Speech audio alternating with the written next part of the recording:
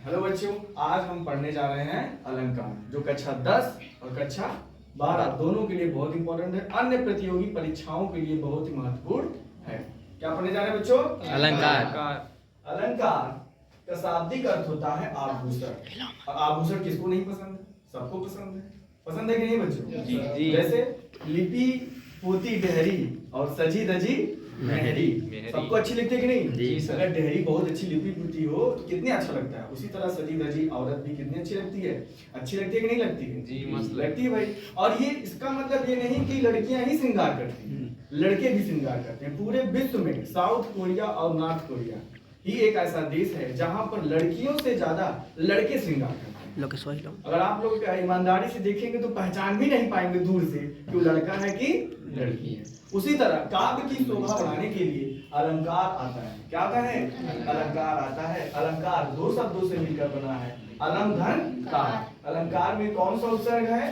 अलम। अगर आपसे कभी भी पूछा गया कि अलंकार में कौन सा उपसर्ग है तो क्या कहेंगे बच्चों? अलम, है ना जी। अब अलंकार के भेद हम लोग पढ़ेंगे।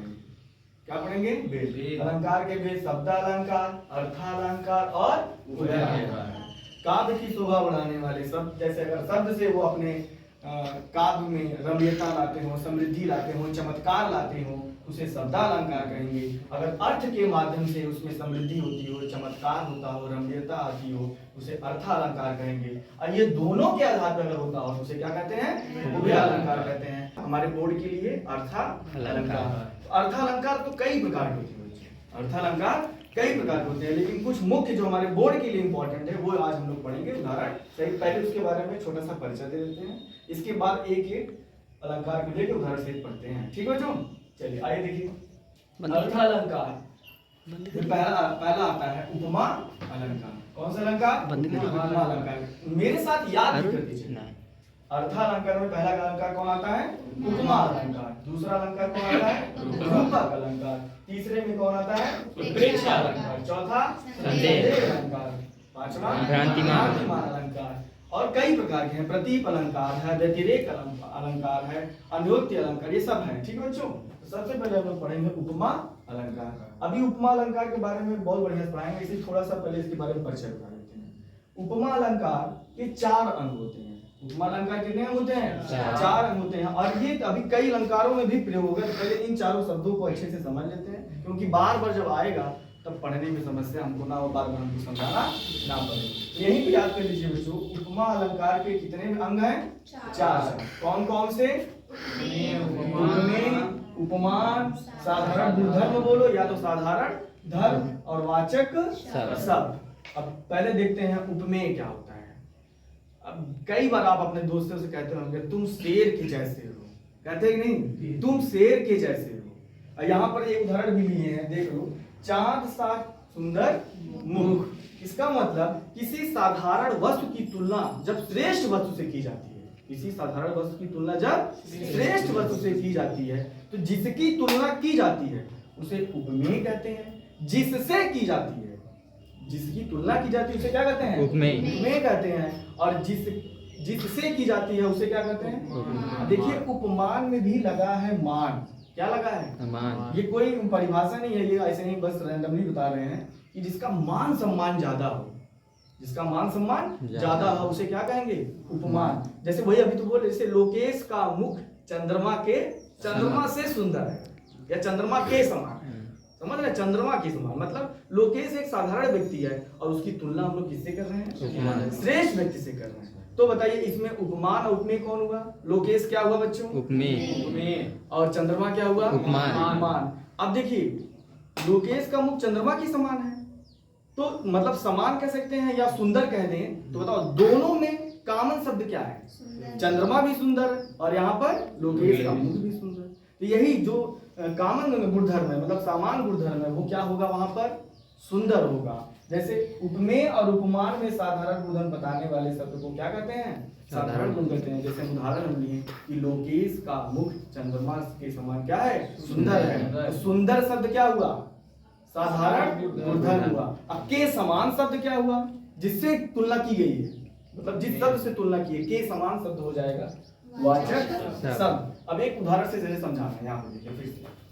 चाँद सा सुंदर मुख, देखिए चाँद सा सुंदर मुख। अब देखिए यहाँ पर चाँद भी है, मुख भी है, सुंदर भी है, सा भी है। अब इसमें बोर्ड में आ गया, उदाहरण दे दिया और पूछ दिया बताइए इसमें उपमा के चारों अंग कौन कौन से, या पूछ दिया उपमेय कौन है, उपमान कौन है, साधारण गुणधर्म क्या है और वाचक शब्द क्या है। तो कहेंगे सीधे सीधे देखिए वही श्रेष्ठ व्यक्ति और साधारण व्यक्ति। अब देखिए मुख क्या है, क्या है, साधारण बात है ना, ये साधारण मुख है ना, तो ये मुख क्या हो जाएगा, उपमेय हो जाएगा। अब देखिए किससे तुलना की जा रही है, चाँद, तो चाँद क्या हो जाएगा, उपमान। अब देखिए इन दोनों में कॉमन क्या है, सुंदर। दोनों लोग क्या है, सुंदर। सुंदर तो गुण धर्म, गुण नहीं इसे कहते हैं क्वालिटी, ये सुंदर क्या हो जाएगा, साधारण गुण धर्म। अब देखिए इन दोनों के बीच जो तुलना करने वाला शब्द है वो क्या है, सा। तो सा क्या हो जाएगा, वाचक शब्द, वाचक शब्द हो जाएगा, वाचक शब्द। सबको समझ में आया कि नहीं बच्चों जी, कोई समस्या? अभी उपमा अलंकार दो चार उदाहरण और देंगे तब समझाएंगे लोग जो वीडियो। चले देखिए बच्चों, जैसे हम लोग अलंकार के बारे में परिचय सब लोग कर चुके कि नहीं कर चुके, तो उपमा अलंकार के बारे में थोड़ा सा जान गए, रूपक अलंकार जान गए, प्रेक्षा जान गए, संदेह जान गए, भ्रांतिमान। अब थोड़ा सा इनके उदाहरण के साथ समझते हैं, ठीक है। तो सबसे पहले हम लोग पढ़ेंगे उपमा अलंकार। क्या पढ़ेंगे बच्चों, उपमा अलंकार। देखिए उपमा अलंकार दो शब्दों से मिलकर बना यहाँ पर, उपमा, उप और माँ।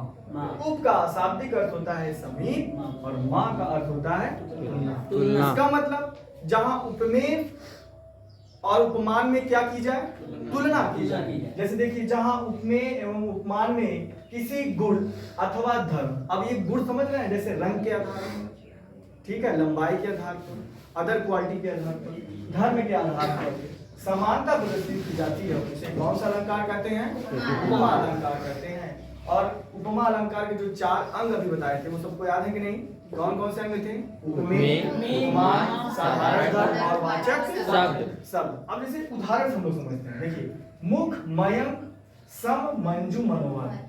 तो पहले हम इसमें से उपमेय, उपमान और साधारण धर्म और वाचक शब्द छांटने से पहले दोनों को एक ट्रिक बताते हैं। जहां कहीं भी सा, सी, से, अभी जो पिछला अभी लिखे थे उसमें सब लिखे थे नीचे, उसको आप लोग देख लीजिएगा, नोट कर लीजिएगा। सा, सी, से आ जाए, सम आ जाए, सरिस आ जाए, सदृश आ जाए, के समान आ जाए, इन शब्दों के आगे जो शब्द रहेगा बच्चों, ये ट्रिक है, इन शब्दों के आगे जो शब्द रहेगा उसे ही उपमान कहते हैं।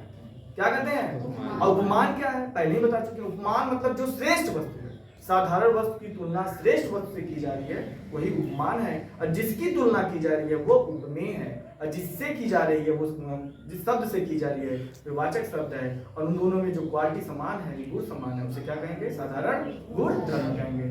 फिर से बता रहे हैं, सा, सी, से, सम, सदृश, सरिस के पहले जो शब्द आएगा उसे क्या कहेंगे, उपमान कहेंगे। उदाहरण देखिए, मुख, मयंक, सम, मंजू, मनोहर। तो देखिए सम आ गया कि नहीं बच्चों, आया कि नहीं सम जी, आया कि नहीं, तो सम से तुरंत समझ जाएंगे कौन सा अलंकार है, उपमा अलंकार है। अब तुरंत बताइए सम कैसा शब्द है, यहाँ पे क्या है, सम वाचक शब्द है, एक साधारण गुणधर्म है, उपमेय है, उपमान है, वाचक शब्द है। अब बोले वाचक शब्द के तुरंत पहले मयंक है, तो बताइए ये क्या है, उपमेय होगा, उपमान। अभी ट्रिक बताएंगे, उपमान। हाँ, सम, सा, सदृश, से, सरिस के पहले जो शब्द आएगा उसे क्या कहेंगे, तो मयंक यहाँ पे क्या है, और मुख क्या है यहाँ पे, तब उपमेय हो जाएगा, और सम क्या हो जाएगा, वाचक शब्द, और मंजू, मनोहर पूरा क्या हो जाएगा, या मनोहर पूरा क्या हो जाएगा। आया कि नहीं समझ में, सबको समझ में आया। अब इधर देख लीजिए दूसरा उदाहरण, आप लोग सभी लोग बताएंगे, हरिपद कोमल कमल से। देखिए से आ गया ना, तुरंत बताइए ट्रिक से के पहले शब्द कौन सा है, कमल। आया कि नहीं, से, कमल, कोमल, हरिपद। तो बताइए कमल क्या है, उपमान, कोमल क्या है कि नहीं, कोमल उपमेय है, हरिपद उपमेय है, हरिपद उपमेय है, और कोमल क्या है, अरे जो साधारण। कमल भी कोमल होता है, और हम भगवान श्री विष्णु का चरण भी क्या है, कोमल है। तो इसमें भी देखिए से आ गया, तो कौन सा अलंकार, उपमा अलंकार। और हाई देखिए, पीपर पात सरिस मंडोला। देखिए यहाँ पर भी एक शब्द आ गया, क्या वाचक शब्द आ गया, देखिए क्या है, सरिस। तुरंत बताइए सरिस के आगे शब्द पूरा क्या है कि नहीं है? पीपर पात क्या है? उपमान है कि नहीं है? और उपमेय तब क्या होगा? उपमेय क्या होगा वहां? होगा कि नहीं होगा? और मन और डोला, डोला देखिए मन भी डोलता है और पीपर, आज के बाद जान लीजिए कि कोई भी पौधा हो पेड़ हो सबका एक एक पत्ता नहीं हिलता। पीपल का जब हवा चलती है एक एक पत्ता, पीपल का एक एक पत्ता हिलता है। तुम नीम के पेड़ पे जाके देखो, नीम के पेड़ की सारी पत्तियां नहीं हिलती, हवा चलेंगी, पूरी टहनियां हिलती हैं, डालियां हिलती हैं, सारे पत्ते नहीं हिलते हैं। लेकिन पीपल ही ऐसा वृक्ष है जो उसका एक एक पत्ता हिलता है। उसी से यहाँ तुलना की गई है, पीपर पात सरिस मन डोला। तो सरिस आ गया, सरिस कैसा शब्द है? है कि नहीं है? इसका जस्ट आगे वाला शब्द क्या हो जाएगा? उपमान हो जाएगा। अभी को बताया उपमान श्रेष्ठ होता है और उसमें क्या होता है? साधारण। समझ में आएगा उपमा अलंकार? कोई दिक्कत? पहचान जाएंगे। अब उपमा अलंकार का जस्ट उल्टा होता है प्रतीक अलंकार। कौन सा अलंकार? प्रतीक का अर्थ ही होता है उल्टा या विपरीत, उल्टा या विपरीत। और इसका उदाहरण के साथ समझा दें, पहले थोड़ी सी परिभाषा बता दें। परिभाषा ये है, जहां उपमान को, फिर से बोलिए मेरे साथ, जहां उपमान को उपमेय मान लिया जाए। क्या मान लिया जाए? उपमान को। उपमान मतलब श्रेष्ठ वस्तु को हीन वस्तु से तुलना की जाए। जहां उपमान को उपमेय मान लिया जाए वहां कौन सा अलंकार होता है? प्रतीक अलंकार होता है। ऐसा समझ में? यहाँ पे देखिए लिखे हैं, उपमा अलंकार का विपरीत अलंकार होता है कौन सा अलंकार? प्रतीक अलंकार। जैसे देखिए सखी मयंक तब मुख सम सुंदर। अब देखिए फिर यहाँ पे आया कौन सा शब्द? देखिए वाचक शब्द कहाँ है? सम। सम आया ना? अब देखिए सम के जस्ट आगे, तुरंत आगे क्या है? उपमान। अब मुख बताइए उस ट्रिक से, उपमेय है कि उपमान है? उपमान है। इस मुख की तुलना देखिए सखी मयंक चंद्रमा से की जा रही है। अब की बार मुख की तुलना किसे की जा रही है? चंद्रमा से। ये साधारण वस्तु है और ये श्रेष्ठ वस्तु, मतलब साधारण वस्तु को श्रेष्ठ मान लिया गया। नहीं सॉरी, श्रेष्ठ वस्तु को क्या मान लिया गया है? साधारण वस्तु मान लिया गया है। तो कौन सा अलंकार होगा? प्रतीक अलंकार। और दूसरा उदाहरण देखिए, मुख आलोकित जग करे, मुख आलोकित जग करे, कहो चंद्र के ही काम। तो बताइए, देखिए स्पष्ट अर्थ हो रहा है, आपका मुख आलोकित जग करे, आपका मुख पूरे जग को क्या कर रहा है? आलोकित। जब बताइए मुख ही पूरे जग को आलोकित कर रहा है, तो आगे देखिए क्या बोला, कहो चंद्र के ही काम, हे चंद्रमा तुम्हारा यहाँ पर क्या काम है? तो बताइए उपमान को उपमेय माना गया कि नहीं? मतलब श्रेष्ठ वस्तु को हीन वस्तु से तुलना की जा रही है कि नहीं? कौन सा अलंकार होगा? प्रतीक अलंकार होगा। समझ में आया बच्चों? कोई डाउट?